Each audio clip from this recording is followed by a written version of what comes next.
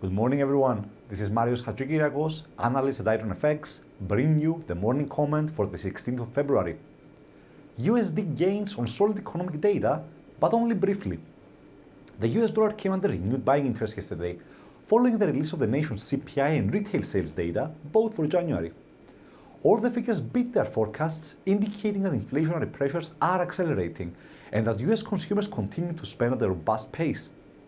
Despite the data being strong overall, the greenback gave back all its gains in the following hours to trade even lower against some of its major counterparts prior and during Chair Yellen's second testimony before Congress.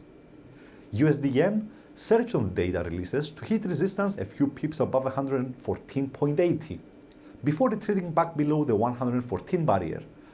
Given the inability of the bulls to drive the battle higher for another test near the key 115.50 zone, we believe that the short-term bias of the pair is back to neutral.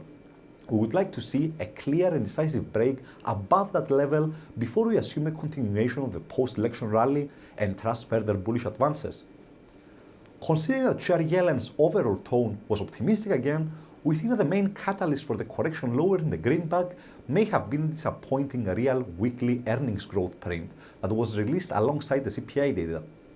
It showed that real average weekly earnings declined from December to January, partly due to the surge in the CPI rate, and that they are stagnant from a year before. Although the acceleration in the core CPI supports somewhat the case for a near-term Fed hike, for now we will maintain the view that the FOMC is unlikely to rush into a March hike amid lackluster wage growth and heightened uncertainty around the direction of fiscal policy. Therefore, we still expect the next rate hike in June. We would like to see some clarity around tax and fiscal reform, some acceleration in wage growth, as well as an uptick in the core PCE price index rate before you reconsider this view. With regards to USD, we expect the currency to remain supported in the short term, amid upbeat signals from Chair Yellen and expectations that President Trump will announce a phenomenal tax plan in the next weeks. However, the details of Trump's tax plan are likely to be what determines whether the post-election USD rally will get a second wind or whether we are likely to see further downside correction. Riksbank remains on hold and shifts to an ultra-dovish bias. The Riksbank remained on hold yesterday as was widely expected. In a surprising turn of events, at least for us, the bank shifted to a much more dovish bias than previously. The officials indicated that although economic activity is strengthening, there is considerable political uncertainty abroad and the risk of setbacks has risen.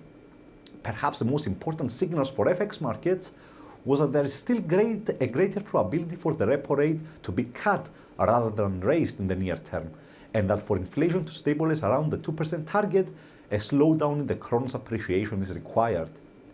The bank also decided to extend the mandate that allows it to quickly intervene in the FX market, sending hints that excessive strength in SEK will not be tolerated.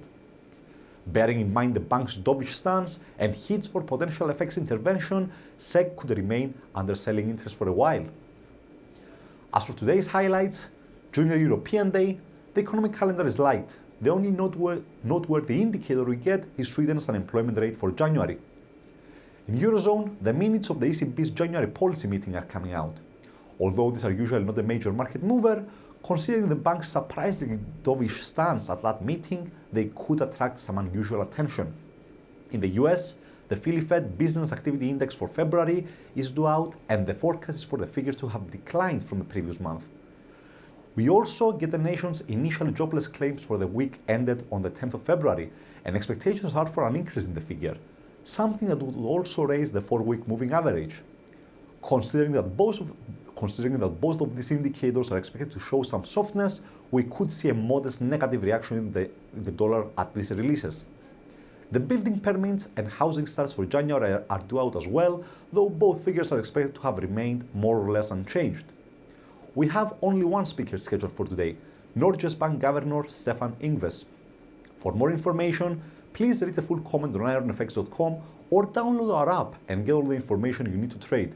Also, you can follow us on Twitter, like us on Facebook, subscribe to our YouTube channel, or circle us on Google Plus to get more trading ideas. This is Hadjikyriacos, analyst at IronFX, wishing you solid trading.